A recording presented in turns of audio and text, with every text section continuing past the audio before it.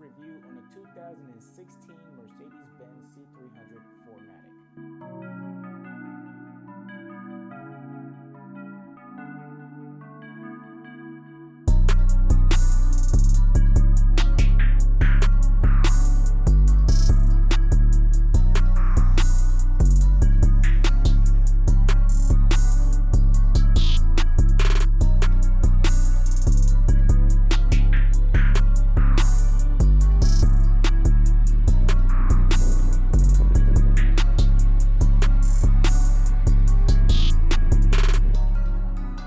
Welcome, ladies and gentlemen. My name is Ray, and you're watching Pro 46 Drift. You know where we take you about the world. Today, we're going to be doing a review on this beautiful Mercedes Benz 2016 Mercedes Benz C300 4MATIC. If this is the first time on this channel, welcome and thank you. Really appreciate you being here. Let's start this review off by doing a quick 0 to 60, because you know this is where you're most likely need your speed.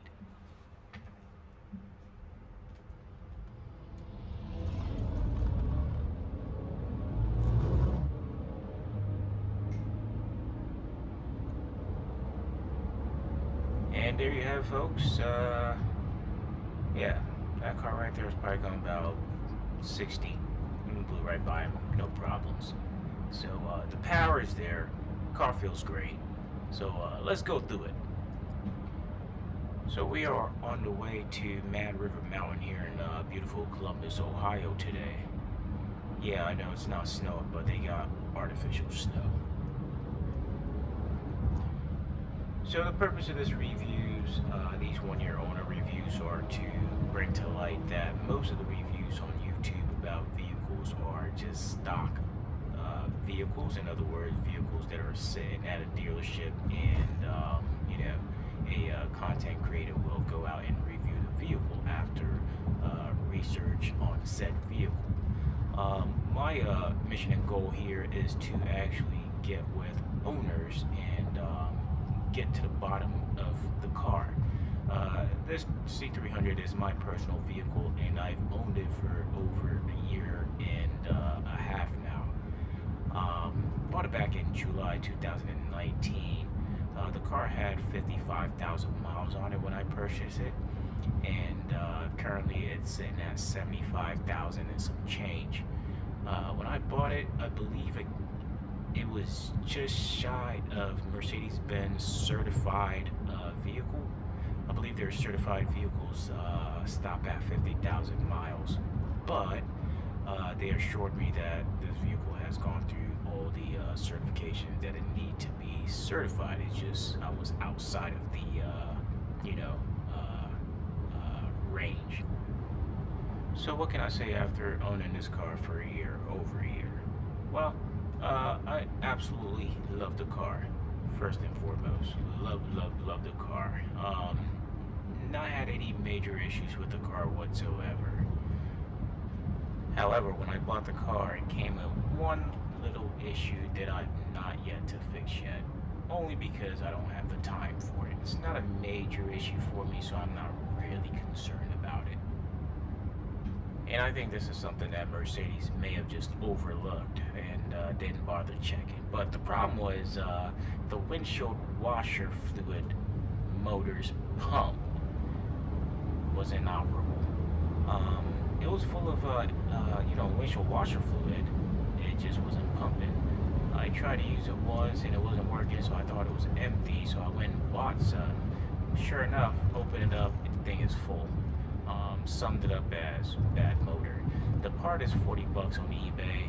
I can absolutely do it myself. Any handy guy can do this themselves. It's really not a hard job. It's just that I just don't want to mess around with taking a bumper off and doing a whole bunch of stuff. So one of the simple reasons why I went with the Mercedes Benz is that it's a 4-cylinder. It's an inline 4-cylinder, single turbocharged, all-wheel drive vehicle. The last car that I had was a Nissan 350Z, 2006 Nissan 350Z, rear-wheel drive. Had around 287 horsepower.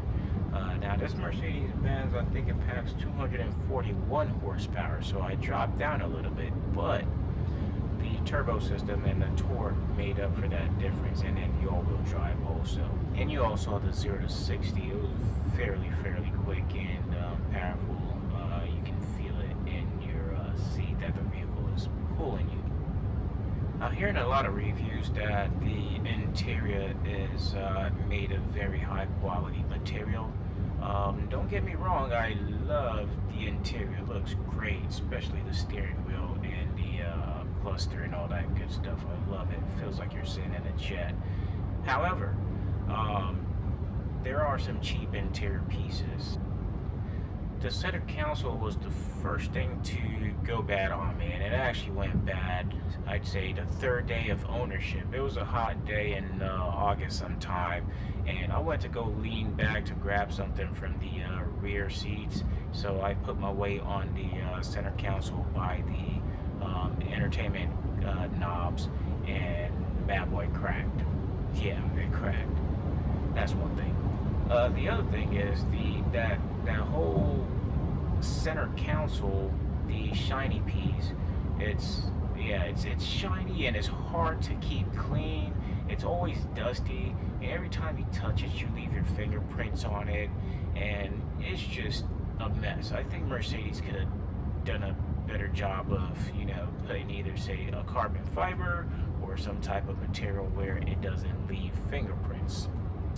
But to Mercedes' defense, I believe the newer models, 2017 and up, has a different texture to that center console. As far as the integrity and how solid it is, I won't be able to vouch for that. Another part within the interior of the vehicle that Mercedes could have done a better job on was the headrests for the front seats. I think the passenger headrest on mine, something within the, where you rotate it forward and back, or you know what I'm talking about. But yeah, I think something broke within that, so it kind of just rattles. Every time you hit a bump, you hear that rattle, and it's really annoying. The last time I took it into Mercedes to, have them check it out, I knew what it was. I just played stupid like I didn't. They said, yeah, it's the headrest. We'll need to replace the headrest. And I'm like, nah, I'm not gonna do that, because they're gonna break my head. Although the interior is very nice, the seats are great, the leather is great. It's not real leather, and some people complain about it not being real leather. Well, this is a sports sedan, so I won't complain. It feels great. It doesn't get super hot in the summertime. The seats do not have AC, but it does have heated seats, so yeah, whatever, right? I'll take it. The next thing in the interior that I love is the sunroof. Every time somebody sits in a car, oh my God, I love this sunroof. Yeah, me too, yeah, love it. But with the sunroof, it's a love and hate.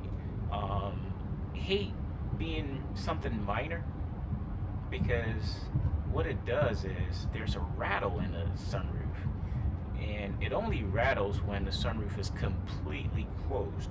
When you have it tilted or pushed back in the panoramic position, you don't hear the rattle, and when it's tilted, you don't hear the rattle. But when you close it fully flush with the roof, it rattles. When I took it to Mercedes, they told me that there was a screw that was loose in the sunroof. It's common for this vehicle to do that. The fix for that is to drop the whole headliner and tighten that bolt up and put it back up.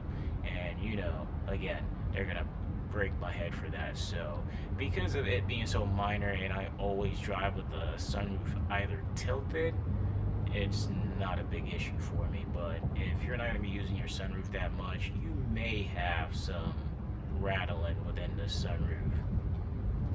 So within the year that I've had it, any major maintenance that I've done to the car has been really just simple oil changes and stuff like that. However, the brakes and tires will need change very soon. Again, I got this car at 55,000 miles. When I got it, the tires somewhat looked okay. I drive pretty aggressive, so I'm not too worried about, you know, the wear on a tire. It's nothing that it's abnormal. It's totally normal. It's just the style of driving that I do. The brakes also, when I'm in speeds at say maybe 60 and above, and I hit the brakes abruptly, it kind of like shakes and stuff like that. I know the brakes are bad. I can change the brakes myself. I may not do it myself just so I can, you know, keep the vehicle's Carfax intact. I'll take it back to the dealership so they can do that. Plans is to sell this vehicle before it hits 100,000 miles, so I can, you know, recoup some value out of it. So in regards to the oil change, I believe they called it a service B. This is the first time I've taken this vehicle in for an oil change, and they said it was a service B. That service B was kind of pricey. Yeah, you know what the dealership do. They break your head. Yeah, you know. I think it was like $500 for an oil change. Obviously, they go over the vehicle, check a couple other things, and whatnot. I really didn't need that. All I needed was you guys to change the oil. Again, I can do the oil change myself, but just to keep the records to the vehicle up to date for the next owner, because when I bought this vehicle, I knew everything that this vehicle has gone through since it left the factory floor. No major issues. Everything has been just routine maintenance, you know, oil changes, tire rotations, fluid top-ups, things of that nature. So I'm trying to keep that record intact for the next owner, and so that I can also keep the value of this vehicle higher. Yeah, so the main things in a vehicle that me personally I like for my vehicles to be able to do is one, have the power. I want to be able to punch the gas down and, you know, pass any car by with simple ease, and this car is able to do that. The other thing is, you know, the features like, you know, cruise control, sunroof, power doors, power locks, things of that nature. Gotta have that. So in an effort to keep these videos short, we're going to summarize everything here. If you're in the market for a mid-sized luxury sedan, I would highly recommend this 2016 Mercedes Benz C300 4MATIC. It's a super efficient car and extremely fun to drive.